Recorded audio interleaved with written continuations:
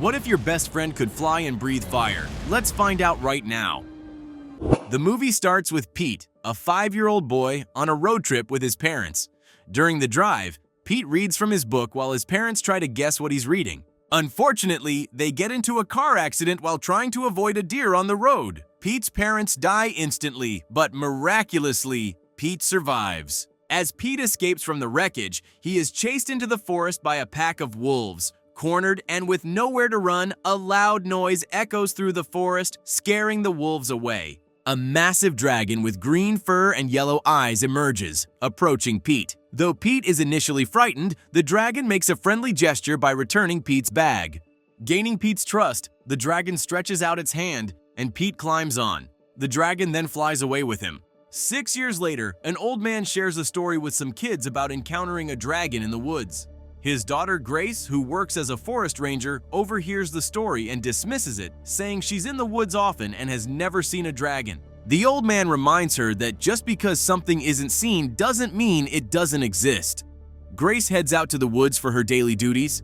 Meanwhile, Pete is shown chasing a rabbit in the forest. He catches it but is startled by a bear roaring at him from behind. Pete fearlessly roars back, prompting his dragon friend Elliot to emerge from the woods. The sight of Elliot scares the bear away. Pete affectionately calls the dragon Elliot, the name he gave it.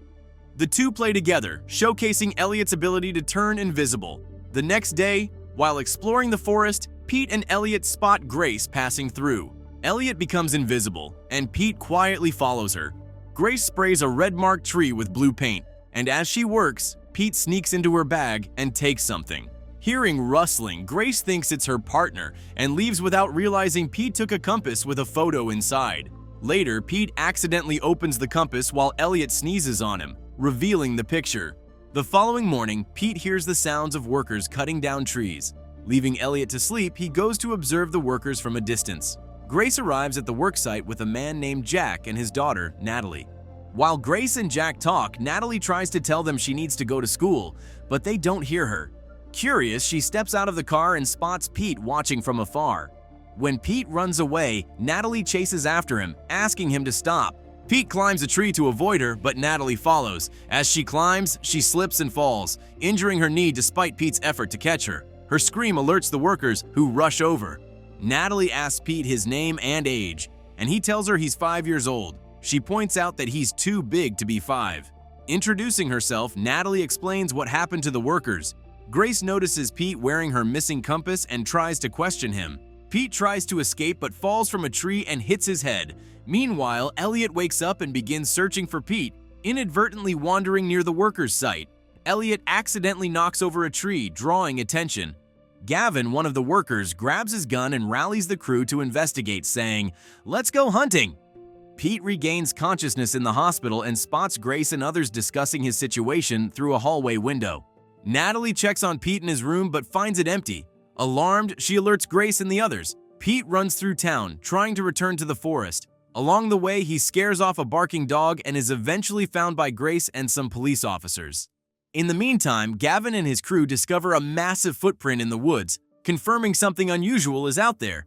Grace and Natalie drive Pete to their house, where he tries to escape again, insisting he needs to go home. Grace promises to take him home the next day if he stays with them, explaining her responsibility to protect the forest, including him. Pete asks if she will protect Elliot too, but before he can elaborate, Jack calls their attention. That evening, Natalie teaches Pete how to eat a sandwich. Meanwhile, Gavin and his crew approach a large tree with a cave beneath it. Inside, Gavin finds a book, but their discovery angers Elliot. The dragon attacks them, chasing them to their car. Gavin attempts to shoot Elliot, but the dragon destroys his gun, sneezes on him, and forces them to retreat. At Grace's house, Pete begins to settle in as Grace and Natalie show him around. Elliot flies over the town searching for Pete. When Grace asks Pete about Elliot, she receives a call from the police chief, who informs her that Pete has been missing for 6 years since his parents died in an accident. Natalie asks Pete if Elliot is his imaginary friend, but Pete insists Elliot is real. Elliot tracks Gavin's car, suspecting it might lead him to Pete. Meanwhile, Pete draws a picture of Elliot and shows it to Natalie, who identifies it as a dragon. Grace enters and tells Natalie she needs to speak with Pete privately. She gently asks Pete if he remembers how he ended up in the forest. Pete recalls going on a trip with his parents. When Grace asks about Elliot, Pete shows her the drawing and tells her she'll meet him tomorrow when they return to the woods. Elsewhere, Gavin goes to Jack's house, insisting that the dragon from Grace's father's stories is real because he saw it himself. Jack is skeptical, frustrating Gavin, who leaves angrily. That night, Elliot locates Jack's house and peers through the window, seeing Pete happily interacting with Grace and Natalie. Saddened, Elliot retreats to his cave. Meacham recalled staring at the dragon as it gazed back at him before disappearing into the woods. Grace expressed disbelief, insisting she knew the woods too well to have missed a dragon. Meacham countered by saying she had also missed Pete. The following morning, Grace takes Pete and Natalie to the woods, accompanied by her father. Meanwhile, Jack finds a note from Gavin at work, stating he's gone hunting. Pete leads Grace and the others to the cave and ventures inside to find Elliot. As Jack searches for them in the woods, Pete emerges with the dragon. Natalie, Grace, and Meacham are stunned, and Natalie gently pats Elliot. Suddenly, Gavin and his crew arrive, shooting Elliot with tranquilizers in an attempt to capture him. Hearing the commotion, Jack runs toward the scene. Elliot struggles to escape but succumbs to the tranquilizers, collapsing and inadvertently destroying the cave. Heartbroken, Pete approaches Elliot to comfort him. Jack arrives and is shocked to see the dragon is real.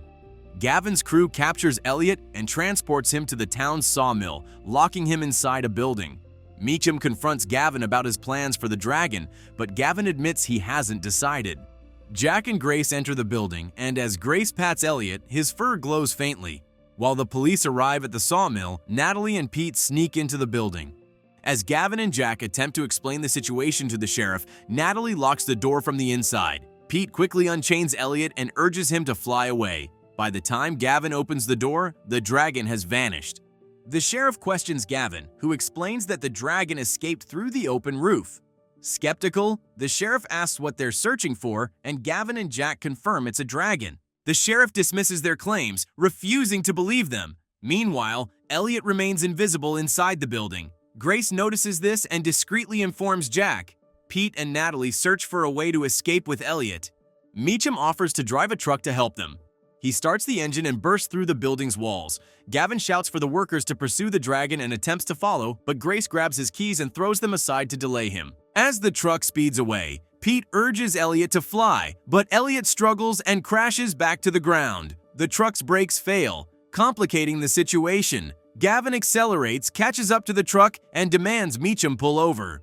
Meacham refuses, prompting Gavin to speed ahead and block the truck's path. Standing in front of the truck, Gavin hopes to force it to stop.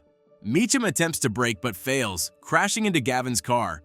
Fortunately, Gavin and his companions leap out of the way just in time. As the truck finally comes to a halt, Elliot notices Jack's car approaching and, agitated, rushes toward it, breathing fire onto the bridge. Pete quickly runs to Elliot, urging him to stop. Elliot halts his actions, and Gavin hurries to assist Jack and Grace, who are still in the car. Suddenly, the bridge begins to collapse, causing the car to teeter dangerously.